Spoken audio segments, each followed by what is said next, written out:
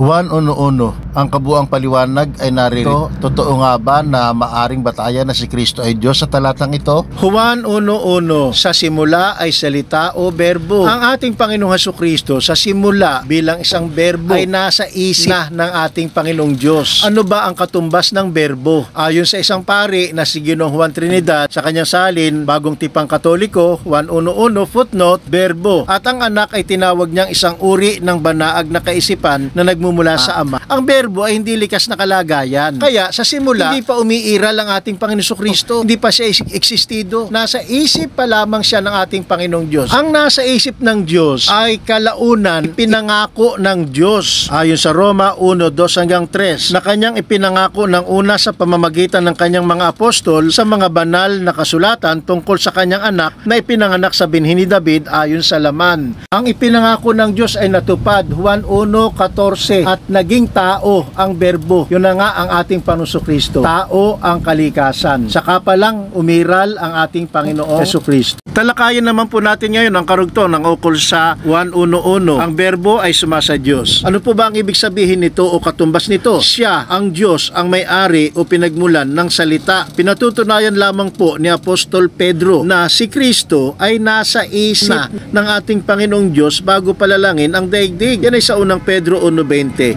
Bagong Tipang Katoliko. Kung tatanggapin natin na ang salita ay Diyos, lilitaw na dalawa ang Diyos, ang salita at ang kinaroroonan ng salita. Ayan po ay labag sa aral ng ating Panginoong Diyos na nakasulat sa Biblia. Bakit po? Sapagkat sa lamang ang Diyos sa Juan 17:1-3. Ay kailan nagkaroon ng katuparan ang pasimula ay salita, plano o pangako pa lamang ng ating Panginoong Diyos ukol kay Kristo nang siya ay ipinagdalang tao at pinanganak ng kanyang ina na si Maria sa Galatia 4:4. Kaya po, nagkatawang tao ang berbo, umira lamang ang ating Panginoong Jesucristo, natupad ang pangako, ipinanganak ni Maria.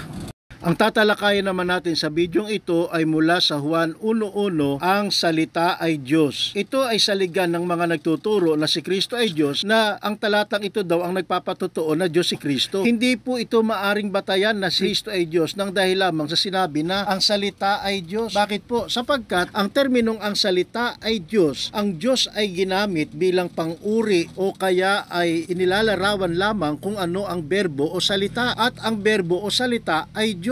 Hindi nito pinatutunayan na si Kristo ay Diyos. Ang tamang salin pa nga, ayon sa ibang scholar, ang salita ay banal. Tunghayan natin ang pahayag ng mga scholar ukol dito sa tamang salin na ang dapat nakasulat, ang salita ay banal. Matutunghayan nyo sa ating screen ang pahayag ng mga scholar na ang tamang salin ay banal. Ito ay mula sa aklat na New World Translation of the Christian Greek Scriptures sa page 774. Kaya ang salita ay Diyos, hindi saligan na si Kristo ang tinutukoy na Diyos.